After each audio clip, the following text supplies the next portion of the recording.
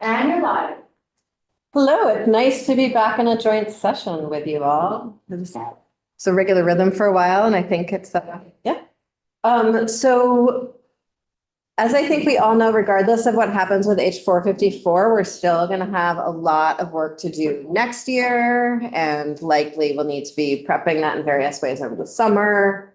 And special education delivery and spending is, I think, one of the biggest buckets of that, and very clear. I think we've all talked in our various committees about how we can use the lessons learned from 170, Act 173 to shape how we think about change in the future.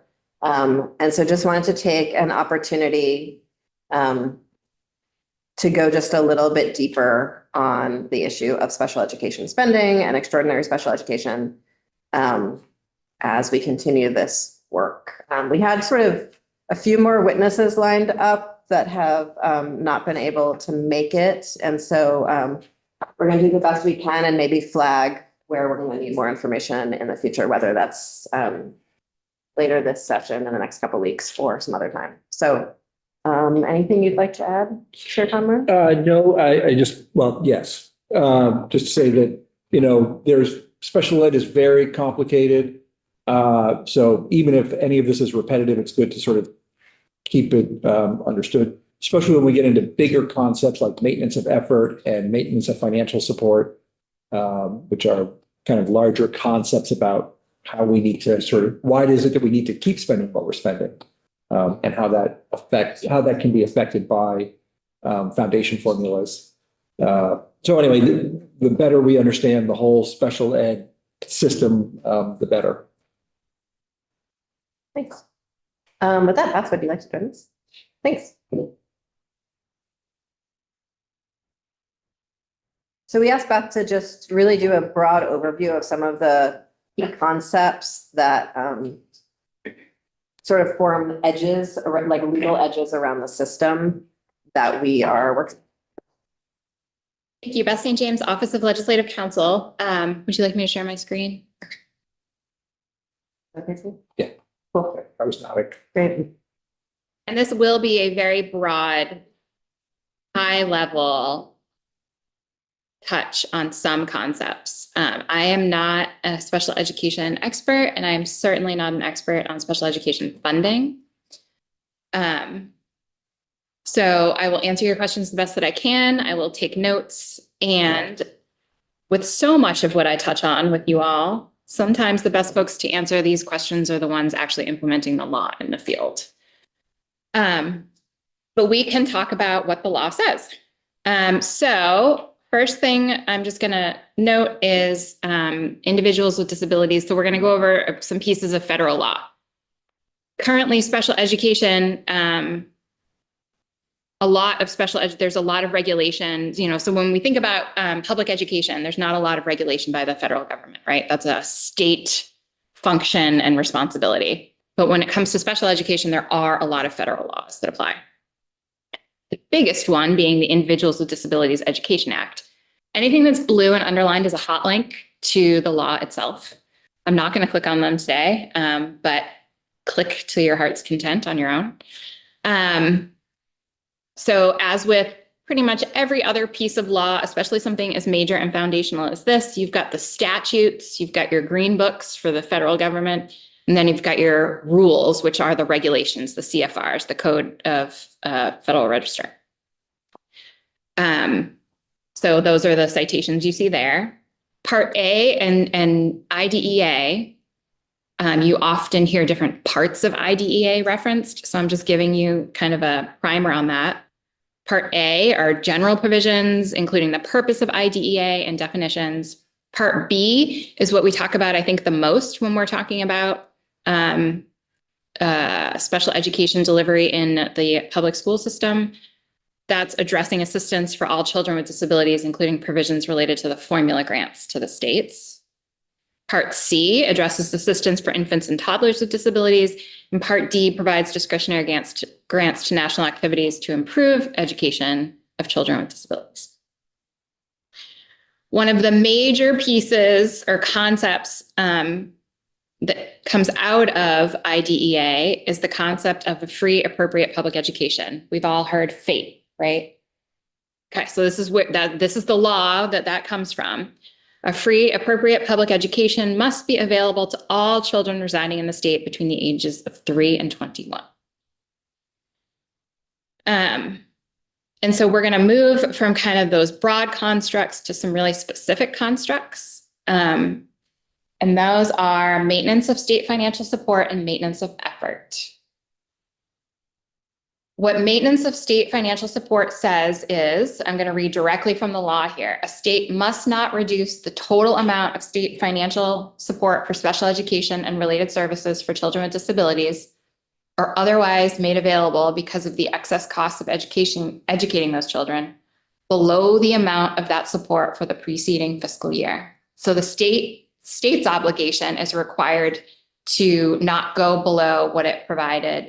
It's required to maintain year over year the funding that it is providing for special education. If a state does not comply, the state's Part B, Section 611 grant, which is what we're thinking of when we're thinking of federal funding for special education, that's the big one, is reduced the next year by the same amount by which the state failed to meet that maintenance requirement.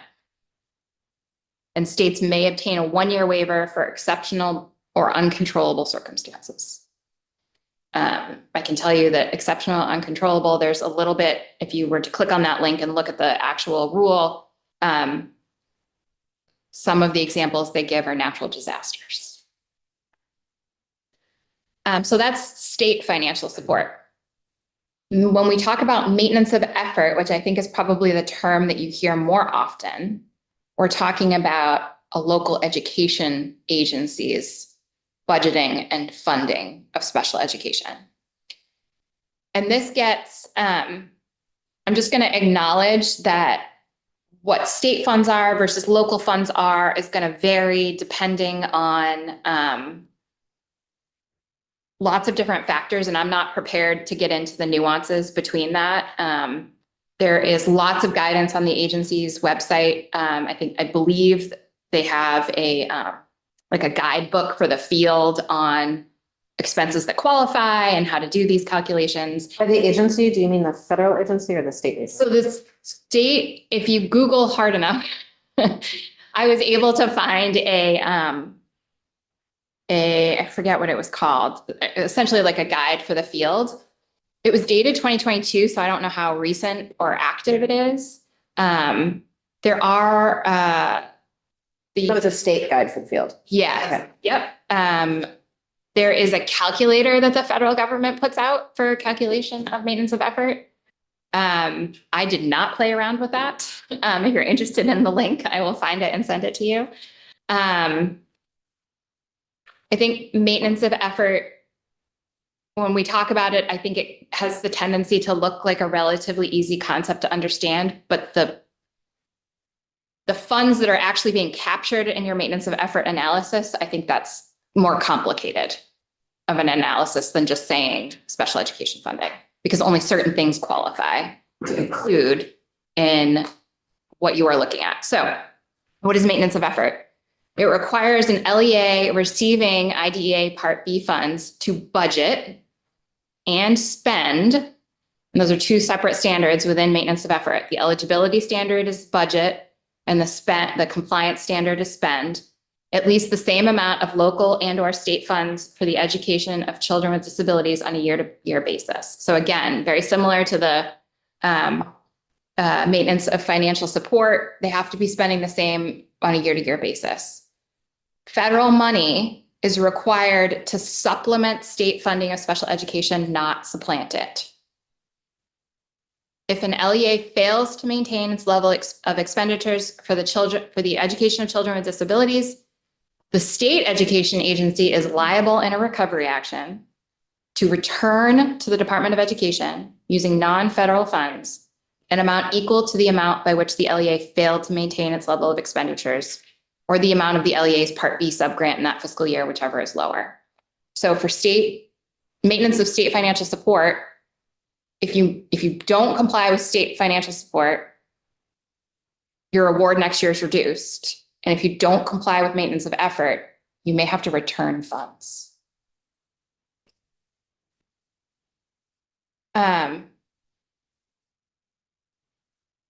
There are exceptions to maintenance of effort.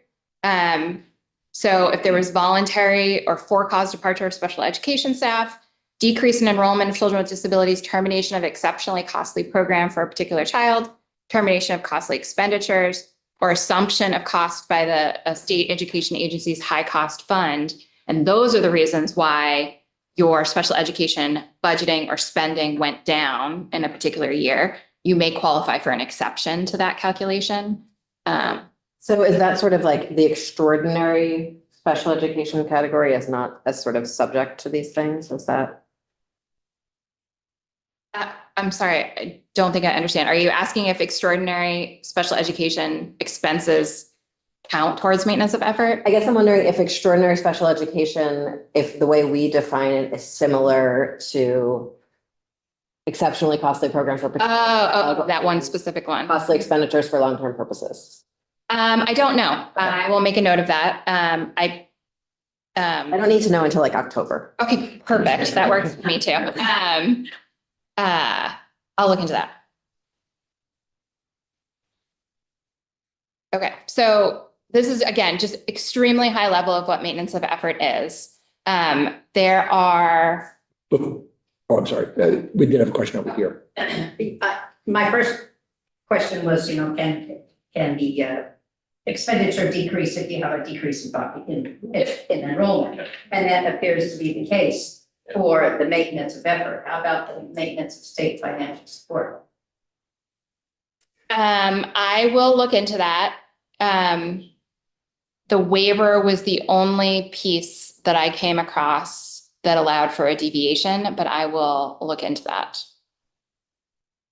However, it would stand to reason, would it not, that, let's say many of your exceptional costs went down just because a cohort may have sort of aged out of the system, that your state award would go down because you would or should go down with your maintenance of financial support. Yes, and that's why I kind of vaguely mentioned that what counts as state funding and what counts as local funding and how those funds are separated and allocated is going to depend on your state and even sometimes the use of the funds. And I'm not prepared to get into that level of detail. And actually, Eliezer, for maintenance of effort specifically, there's different combinations of funding you can look at to see if you are maintaining your maintenance of effort. It could be just local funding. It could be local and state funding. And you're supposed to be comparing like to like from year to year. So if you're just looking at local funding in one year, you should be looking at local funding in the next year. But if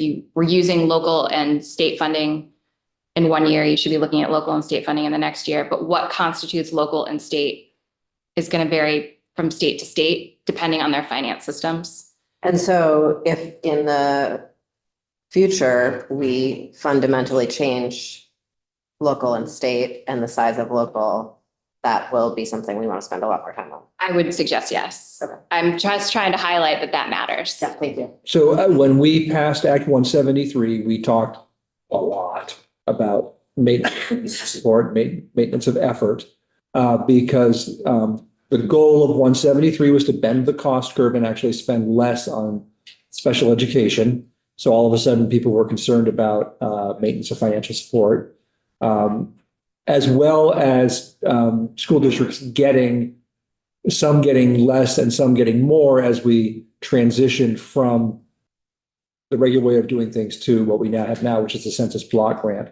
How were we not in danger of violating maintenance of financial support? Do you know how we have worked around that, if we've had, or even if we've had to, which we may not have had to? I don't know.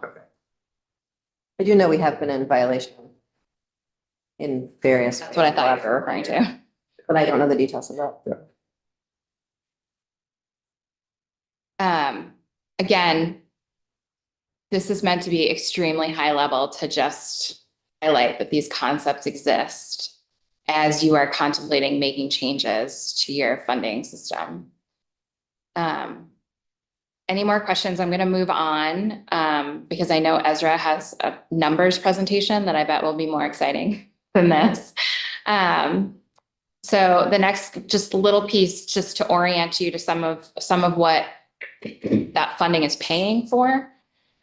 Most commonly, what we're talking about when we're talking about special education services are the services provided under an IEP, Section 504 plan, or the multi-tiered system of supports.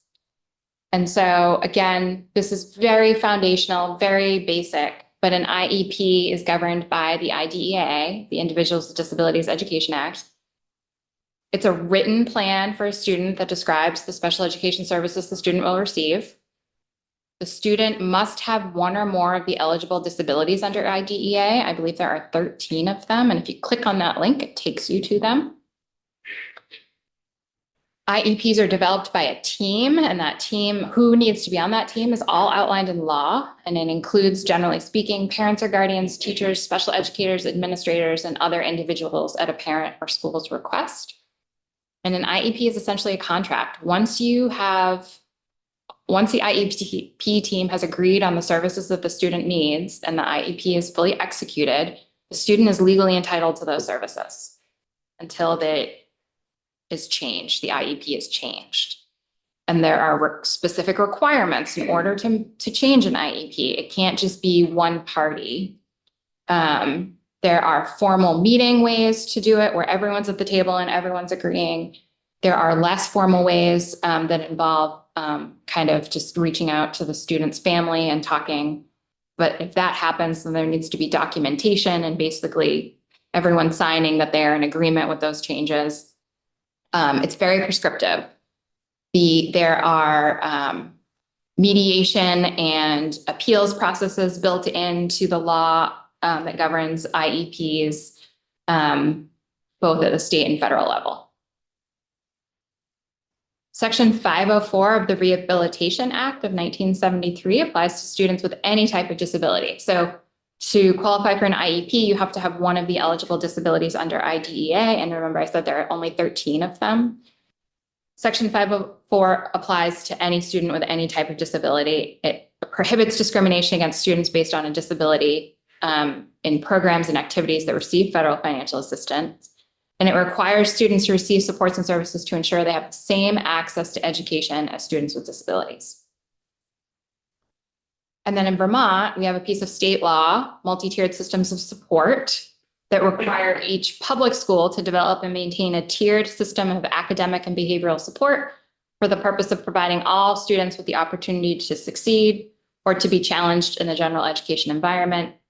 The tiered system of supports shall at a minimum include an educational support team, instructional and behavioral interventions, and accommodations that are available as needed for any student who requires support beyond what can be provided in the general education classroom, and may include intensive, individualized interventions for any student requiring a higher level of support.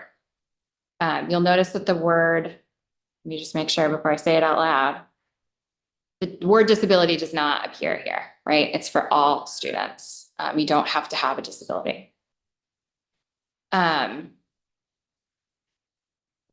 When we talk about special education funding in the state, when we're talking about the census block grants, my understanding is it can be used for any level, any of these levels of support. So when we're talking about, are you meeting your maintenance of effort? Are you meeting your state financial support? We're looking at funding IEP services, 504 plan services, or services that go into multi-tiered systems of support. So all of that. And that is all I have for you. And I would just remind people that the goal of MTSS and Act 173 was to give schools more freedom of how they use their special education dollars so that they weren't restricted to only students on an IEP, that you could have interventions before students were identified and put on an IEP to hopefully prevent that, especially in the younger years. Yeah, Representative. Do you think it prevents, I guess I'm asking you, Do you think it prevents a special education teacher in a classroom from helping any other children, even if they're not even in need, but they don't even think that they're at risk of anything? The goal was to provide more latitude for a special ed teacher to not be restricted to only working with the child on an IEP, but to perhaps create a group of students to learn and work together. So, and would that also apply to an educational assistant classroom? I don't know, but I would assume, yeah. I mean, unless that person is like part of an IEP. But again, the idea was to give more latitude so that more students could have interventions before they're put on an IEP. Representative. Do we know if it worked? Did it save money? Did we keep data on the before and the after? I think that's So- what we're going to talk to Ezra about. Yeah, what I would say is that the rollout of all of this was not what we hoped it would be, between sort of an inability of the AOE to have the right people on the ground, just for capacity's sake, they weren't able to hire a director. We've been sort of not really having a director of special education for the state. It's either been vacant or temporarily hired. We went through COVID, so the rollout of it has not been to the level that we had testimony, if you remember from one of our joint hearings before, from Nate Levinson, who was a main consultant on this. He said, in order for it to succeed, you need 5 years of sustained support from the agency. And that really didn't happen. So the answer to your question is we don't really know if it hasn't lived up to its promise. We did work on for many days together, language requiring a report back in H454 on the rollout of 173. And lessons learned. Yeah. Thanks, Beth. Appreciate you taking a moment to focus on. Okay. Ezra, would you like to join us? Yes, it was.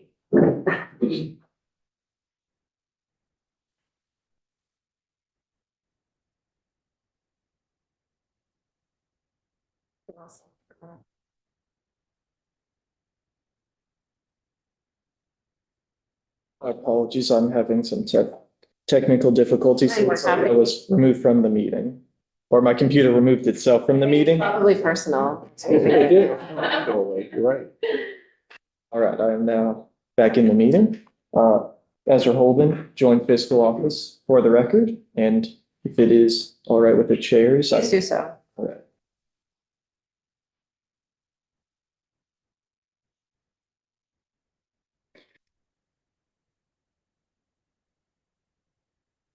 All right, so I think we're having some trouble getting the document Isn't it open. right there? Yeah, let's We wasn't working. Oh, Annie. There should be new one. refresh again. All right. Yeah. They're up now. All right. Thank you, Annie. all right, so I would just like to start off today and note that unfortunately I do have a very hard stop at 11:55, so I'm going to try and do brief and high level, and then perhaps when there is a time when I have more time with the committees, we can go a little deeper into some of these topics. So my apologies for that. We're happy to have a hard stop at 11. All right, because we need to join fiscal office, remind you all that we are nonpartisan legislative office, unbiased, and we are not here to pitch you a position, proposition, anything. So just put that up there for reminder. And so just to do a little bit of level setting here. So from what we've looked at, special education spending in fiscal year 2024 was about 448 million. And you'll note that that includes the categorical aid and district spending, but does not include federal funds. And so when you look at your education fund outlook, you'll see the categorical aid for special education is not 448 million, and that's because districts have other expenditures that are not fully covered by the census block grant. So that's why you'll see that number and you'll see this number, and they're different. But the census block grant is incorporated in this 448 million, and the rest would exist within the education payment of a school district, or triple E would also be included in here. So just keep in mind that, we call out special educations as that census block grant on the Ed Fund Outlook, but really there is more cost than that baked in to some of the other numbers. And then a term you'll see, and you may or may not be familiar with it already, but long-term weighted average daily membership, LTW ADM, I'll just refer to it as the long-term weighted ADM for simplicity, and that is your weighted student count that in this foundation model as passed in H454 drives the funding to a district. So if your student count is receiving one of these weights, that weighted count is then what your base is going to be multiplied against. So, and speaking of weighting counts, thought it'd be helpful to remind everyone that in H454, as passed by the House, there are actually 3 tiers of weights for special education, and those are category A, B, and C. And so within category A, students with specific learning disability and a speech or language impairment would receive a 0.79 weight. Category B students would receive a 1.89 weight, and that includes intellectual disability, other health impairments, emotional disturbance, such in that category. And then category C is your 2.49 weight, and that would include, and that's the highest of the 3 in the H454 as passed, and that will include your autism spectrum disorder, your deaf and blindness students, your hearing impaired students, a student with multiple disabilities, orthopedic impairment, and so on. Just those more, I guess you would say, debilitating or severe of the categories here that might need a little extra additional support. And so that's what's been passed in H454. And so I thought it'd be helpful to take a quick look at your special education spending within Vermont from fiscal year 2020. And that was the earliest year available in the data set. So we're using it, but I do want to call out that, yes, you will see that covers COVID. So you'll notice that expenditures went down, and, it could be safe to assume that the pandemic would play a part in that, not just that special education, we were spending less that year. There were a lot of other factors going on. So that might skew data a bit here. However, since that was the beginning of our data set, we didn't want to just shorten the data set. We want to use the whole data set. So between fiscal year 2020 and fiscal year 2024, the non-federal special education expenditures grew at an annualized rate of about 3.7%. And so you'll see that even with that dip, you still had overall growth of 3.7%. And for reference, the standard or overall education spending grew by 6.07% during that same time frame. Chair. Sorry. Ezra, do you have an idea of corresponding graph of the number of students that are enrolled in special education programs? So that is data that we have received, but I do not have it in a graph at this time. If that's something that. Just thinking about spending per student on an IEP, if we have that kind of data, that would be interesting to see. Mm-hmm.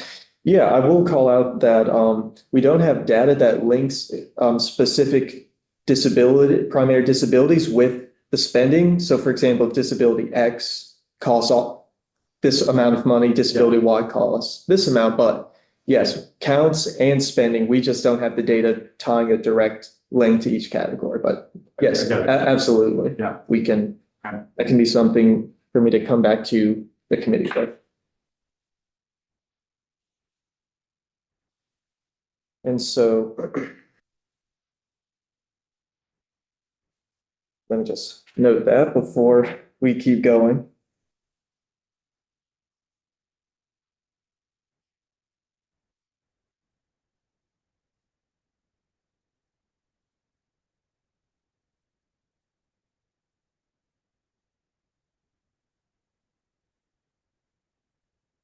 All right. So now that you've seen some of the current spending in the current system, I thought it would be helpful to do a quick overview of the H454 as passed by the House base and weights, and then transition to the H454 weights for special education, which I know we looked at the beginning here, and then move towards our current high level estimate for what funding would be generated under this. H454 as passed, that is. So as passed, you have a base of 15,033 per student, and you have a variety of additive weights for students experiencing economic disadvantage, which is your FPL, students who are English language learners, your EL students. You have small schools, so a school with enrollment under 100. And for this modeling, I believe the term used is small by necessity. So to model that, we had a constraint or a requirement that the small school had to be in a district of fewer than 55 people per square mile until a solid definition of the parameters for what small by necessity is established. And then you see that sparsity, there are two different tiers, but it is the same weight. So a student within a district with fewer than 55 people per square land mile would receive that 0.13. And so right now, our estimate is that you would have a long-term weighted ADM generated from that. When we're talking about these weights presented here, not your special education, of 122,955 or about 1.9. And this is helpful context, but I want us to be focused on the special education weights. Sure. So keeping that 15,033 in mind here, this is what you're looking at with your long-term weight ADM for the disability categories. Now, referencing that other slide, you could have a student experiencing economic disadvantage, EL, and disability. So those prior weights are also important to keep in mind because you could have a student receiving a variety of these all at once. So, but just ignoring those weights for this calculation right here, the long-term weighted ADM just for the disability would be 25,332 or a total funding generated of $380.8 million. And so. Sorry. Yeah, sorry, no. But in calculating those numbers, we don't know how many are in A, B, and C right now, right? So we have we have a non-suppressed idea. So if we have students at an SU who are in these categories and it's enough to not be suppressed, we do have that number. Okay. If the number is fewer than 11, that's when it's suppressed.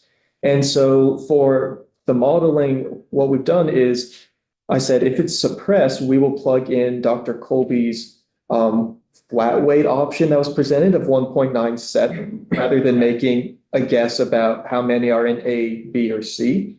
However, if we do have a non-suppressed number, that was plugged into this model. Perfect, thank you. Representative Brady has a question. So is it appropriate to make a comparison between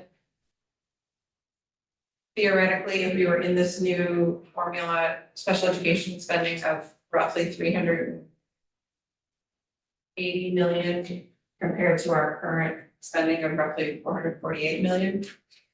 Or am I in the ballpark of something that are comparable or misunderstanding?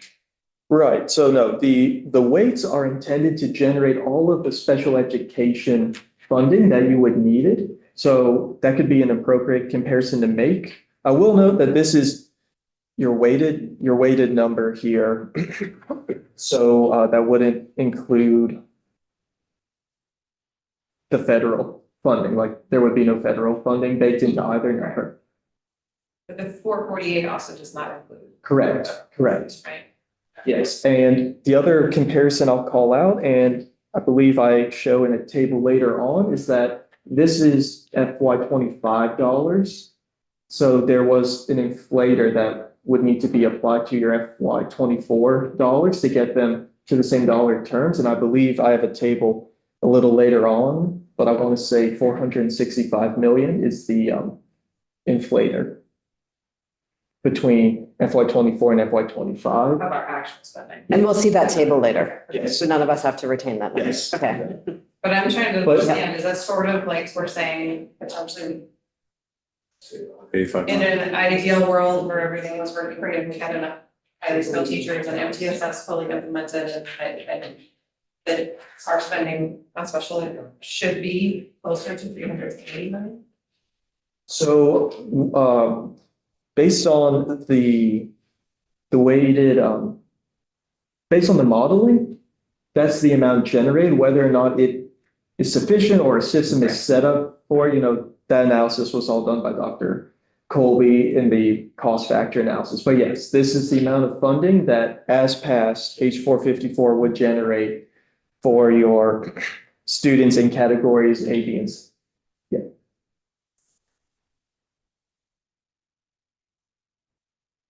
So, as I kind of just spoke to between those two questions, the data used is fiscal year 2024 data collected at the supervisory union level. And that supervisory union level was preferable to districts because as you, like we were speaking about, data suppression eases when you have more students in a body because your union, theoretically a union will have more students than a district would. So therefore you have less of a suppression issue. So we use supervisory union level for the students in categories A, B, and C, and then collated them into the VSBA regions. So the SUs were then rolled up into the regions to do a high level summary table for you all. And we just chose the VSBA region, any future region could be determined. However, this seemed to be a good, easy proxy for summary. And that's a default choice that Ways and Means made for all of our modeling this year with no motions towards making that final decision just because we needed to pick something to people. Yeah, absolutely. And as I was speaking to Vice Chair Brady's question, the FY24 data is then inflated to fiscal year 2025 using the Bureau of Labor Statistics, or my apologies. Representative Brady, yes. Inflated using the Bureau of Labor Statistics Employment Cost Index, which is the same inflator used by Dr. Colby and Baker, so trying to stay consistent there. And then the special education spending is only the amount generated by your special education weights. So do folks feel comfortable enough with the VSBA map? I think I've seen this in your committee before. We've all seen it, yeah. Okay. So again, another thing we always like to call out, different configurations would result in different estimates where funding is going. And this is special education funding again, right? Yes. Okay. Yes. Just talked about the special education fund. So your special education spending in current law compared to H454 as passed by the House, again, using the tiers of category A, category B, and category C.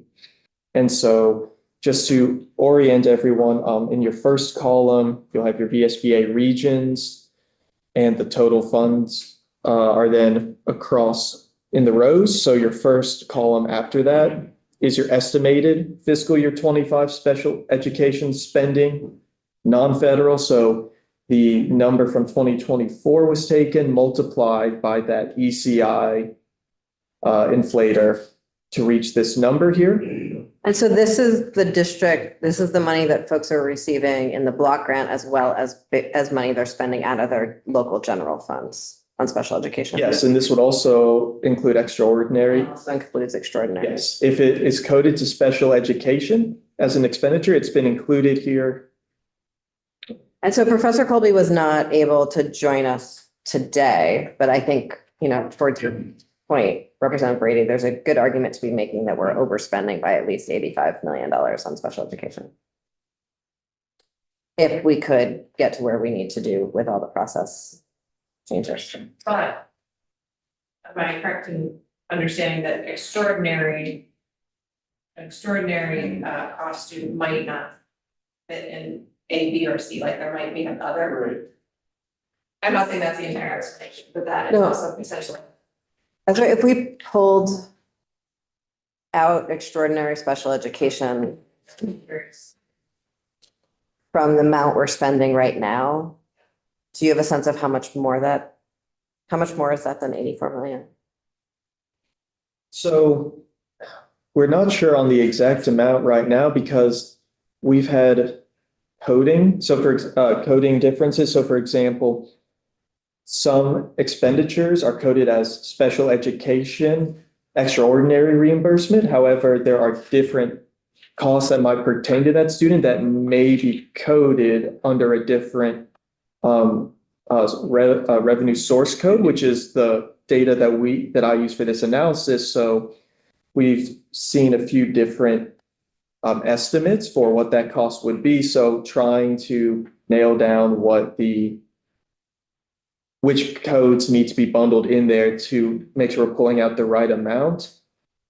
So I don't have that number right now. So that's maybe part of our work for the summer. I was wondering, isn't it as simple as looking at how much the state reimburses for extraordinary costs?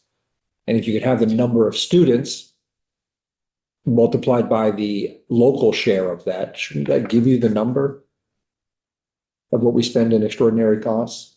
Is it maybe that we're spending in extraordinary cost places that should not be coded as extraordinary? So those are both good questions that I would have to look into. That was pretty good. Yes, I've seen a few different estimates depending on if you're looking at source code or if you're having the data picked and collated for you by members of the Agency of Education. So that is an area that we could use maybe further exploration or communication with them to see if there are different codes that we should be looking for to tie in, or if there's another way to do that. Let me just ask a baseline question, just to make sure I'm clear. As we look at this chart and the totals at the bottom, the 465 and the 380, those do include extraordinary costs. So as far as I'm aware, the extraordinary costs, as long as they were coded to the special education rev source codes that we are provided, yes, they will be in there. And are That's these, 465 million. and are these total costs or net costs, since the state picks up everything over 65,000? So I can't answer that specific. I don't want to give an answer if I'm not 100% sure about, so I will have to double check with the agency. However, this is the agency's statewide special education expenditures. Okay.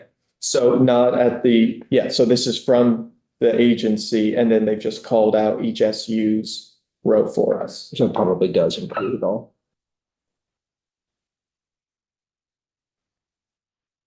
I'm sure. Mm. As a commute share with the education outlook that JFO puts out, on which line am I going to find this?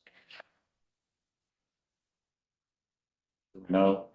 Yes, so like I alluded to touched on at the beginning, you have a portion of this in your census block grant for special education, that 264 million, I think, is the FY25 Nice memory. number. However, portions of this come out of a district's education payment that the census block grant doesn't cover. Also, your your triple E, further on down in the Ed Fund Outlook would also be in here as well. That's 1.4.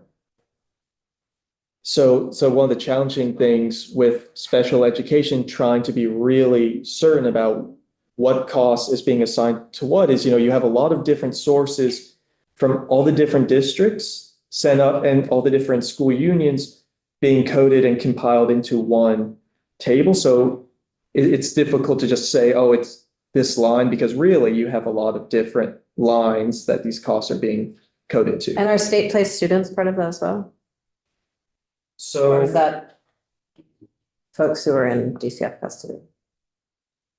yeah, so State placed students are necessarily in special ed category Okay, that's what I was. I didn't know if they were state placed in, at the DCF custody. okay, yes, DCF custody, okay, thanks.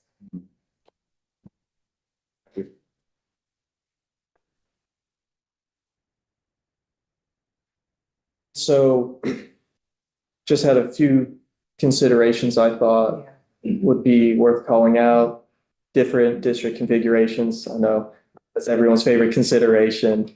The loss of federal funding would impact these estimates because, that's not included as a cost here. But those are dollars. I believe the number for fiscal year 24 was around 37 million.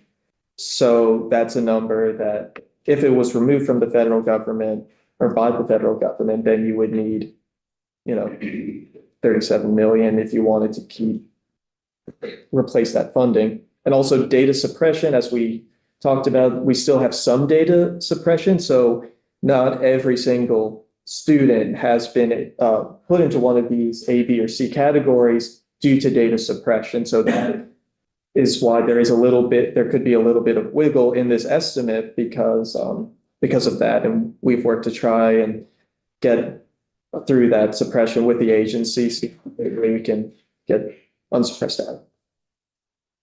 Is that 37 million number that you just named our total amount of federal special ed funding? So that is the total amount called out by the Agency of Education, special education expenditures. I believe there are a couple columns that blend sources together. However, the amounts of those blended columns are compared to the 448 million are fairly small, but your federal restricted for 2024 was 37 million for federal restricted. That doesn't find its way onto the economic or the outlook. Yeah. No, correct. That's federal. I just honestly don't understand. Because we've got this column with the estimated special ed spending, fiscal year 2025. And then we have the H4 as passed. And so is that kind of telling me that we know that in the districts that are going to lose, that will be I don't know how to say it correctly, but underfunded for special education, is that because they're just delivering it the wrong way? What do we know about this? So for in terms of over or underspending, I would refer you to Dr. Colby as Dr. Colby and Baker, as they did the cost function analysis, but the method is, I believe the idea is to identify the amount that should be spent to achieve outcomes. And so their ways are calling that the amount that should be spent to achieve outcomes is this 380 million figure here. I will also note that as this is at the VSBA region level, there could be districts inside of here that actually see an increase in funds. This is just collated up into those 11 regions. So you could have districts that see an increase in funding, that this works out for them, and they actually would have additional dollars. And I'm thinking of it less in terms of increasing and decreasing funds and more in terms of funds being spent on special education. But I think Ezra, you have to go right now. Yes, that's correct. Okay. Thank you. All right. Thank you. So, thank you all. How are the districts going to get the help, or the schools going to get the help to get from what they are spending to what they're supposed to be able to spend to achieve the correct outcomes? I believe that was the purpose of 173, and that's the work that we put into 454 for the Agency of Education to be doing this summer. And so that's what we're going to need to pick back up next year. Because there's a lot of work to be done. And I think that the agency in like the $4 million budget request that include trying to improve support to the field in order to start bending the cost curve on special education. In that $4 million budget request, are there a certain number of FTEs prescribed for this particular thing? Or I could, there are definitely FTEs described in it. yeah, And I should also say, and private contractors that do this work, like, for example, that's fine. So district it's management system. supposed to be targeted at helping districts, isn't it? I'm not sure how they're supposed to adapt so quickly. Well, and again, this hypothetically started, how many, when did 173 pass? 2018. Okay. So folks, thanks for, please like take a moment before you leave the room or this afternoon to write down what like flags are coming up for you or like what you'll need to be really like thinking about maintenance of effort in the future, because we're going to need to be lining all of this up as we enter a new session. And whoever's sort of tracking the work over the summer. So Ways and Means, that's your assignment for the afternoon. I don't know what people are doing. Yeah, testimony. Okay. Yes.